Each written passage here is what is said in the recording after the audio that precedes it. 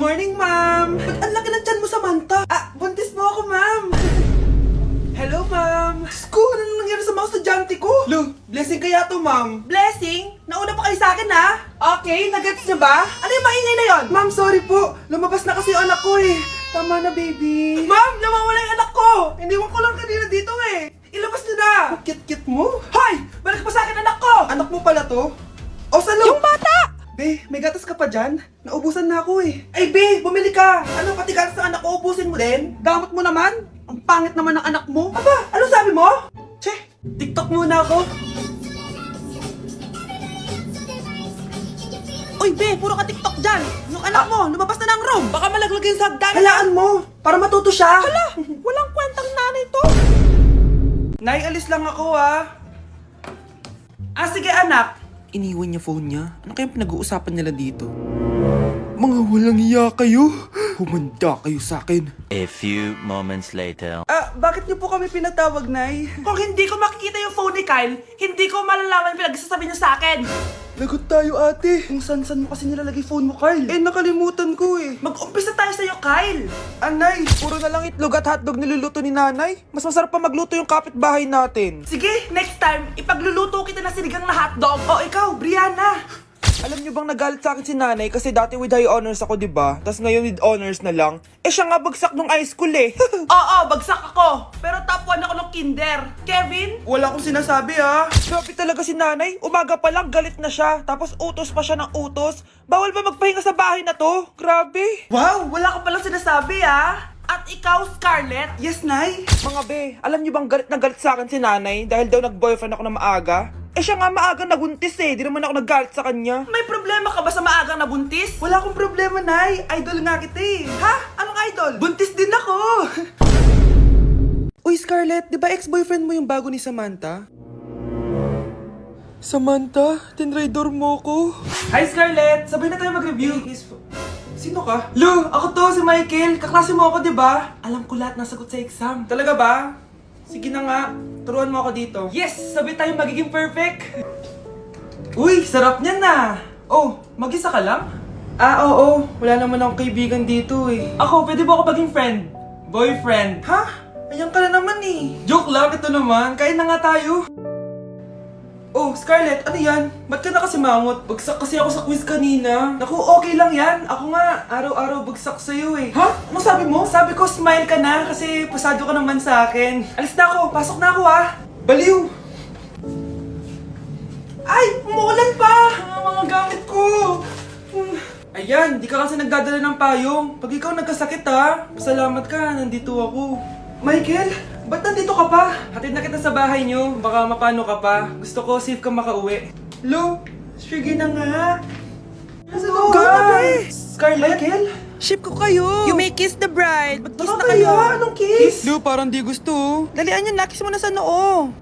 Humanda ka, Scarlett. Tapos na yung maliligayang araw mo. Hi, Bes! Uy, Bes! Boyfriend ko nga pala, Michael, si Samantha, best friend ko. Hello, Samantha. Nice to meet you. Hi, Michael. Ako nga pala si Samantha. Una na kami, best Bye-bye. Masaya naman kami dati. Inagaw lang siya ni Samantha. Yung best friend ko pa. Paano yung step na yun? 1. Ha? Oh, Scarlett, anong ginagawa mo? Nay, nagpa-practice po ako. Pangarap ko po kasi sumikat parang mga K-pop. Seryoso ka ba, Scarlett? Sa ganyang itsura mo? Manalamin ka nga. Grabe ka naman, Nay. K-pop. Okay, class. Ano ang pangarap niyo sa buhay? Ma'am, gusto ko pa maging doktor. Wow, maganda yan. Pagbutihan mo, Samantha. Ikaw, Scarlett. Pangarap ko pong sumikat parang mga K-pop. Seryoso ba si Scarlett? Sa itsura mong yan, hindi ka tatanggapin dun, Scarlett. Gumising ka! Tandaan niya to. Kakainin niya yung mga sinabi niya sa akin. Matutupad ko lahat ng pangarap ko sa tulong ng vitamin C serum ng Garnier. Gawin mo akong fresh at glowing! #hiyangcheck. Sa wakas, matutupad din pangarap kong glow up. Humanda kayo. Mare! Yung anak mo! Nagpa-perform sa TV! Talaga ba, Mare? Ako ay torpe pa noon, pero nagbago na ngayon. Now I have the courage. Sikat na yung anak ko! I have you. Ikaw at ako under the sun. I'm going now.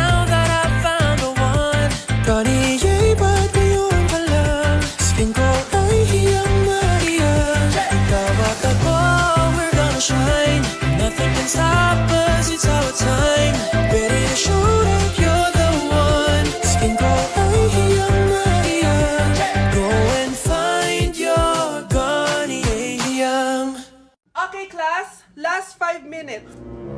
Hirap naman nito. Be, ano sagot sa number 10? Huwag ka mong sa akin, Samantha. Mapapagalitan tayo kay ma'am. Tamot mo naman. Ayaw mo akong pakopyahin, ha? Bilisan nyo, class! 1 minute na lang! Ma'am, nangongopya po si Scarlett sa akin, no? Apakasinungaling mo, Samantha! May nangongopya pala dito? Bagsak ka na sa akin, Scarlett!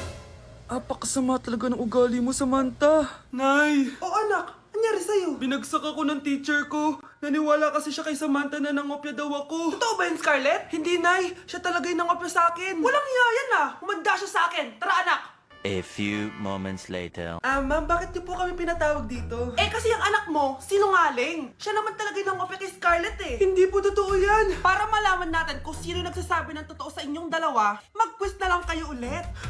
Patay ako nito. Humanda ka ng mapahiya, Samantha. Okay, time's up. Pass your papers. Scarlett, naka-perfect ka. Yes, talino talaga ng anak ko. Samantha, wala kang tamang sagot. Ikaw talaga ang totoong nangongopya. Nakakahiya ka, Samantha.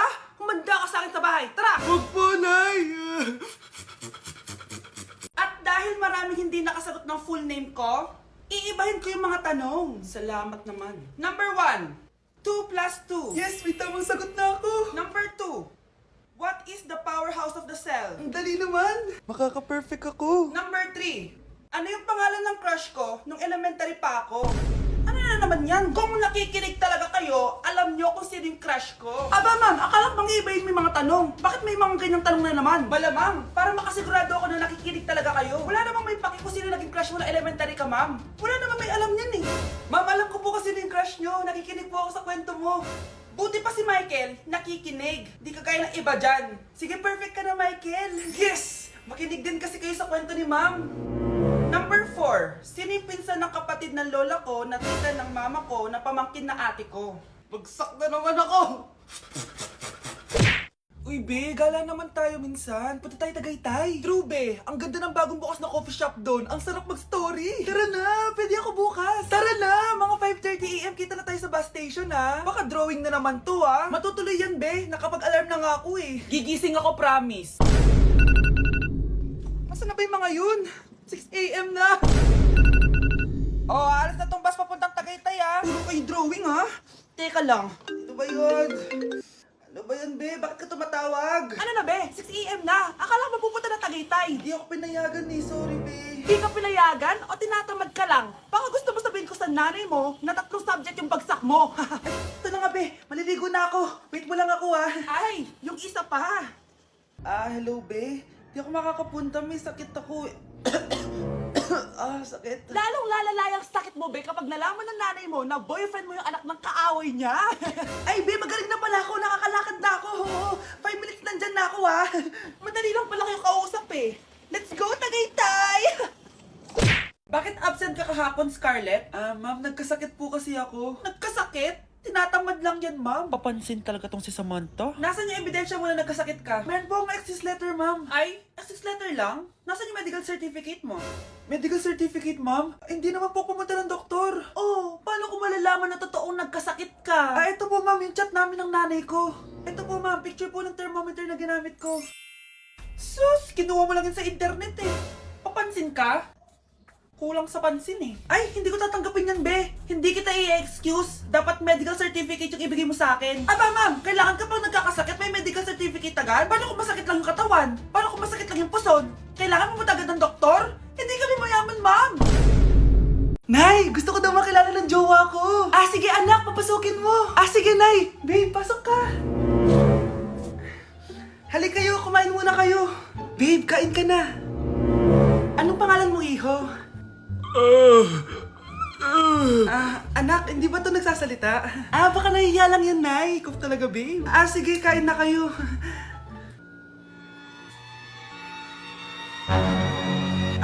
Si Ay lang ako, ha? Sige, anak. Anak, matagal ka pa ba? Sabi ko na multo ka eh. Halika dito. Anak! Bakit ka tumatakbo, Nay? Yung jowa mo! Multo siya! Pinagsasabi mo dyan, Nay! Anak, tingin ka sa likod!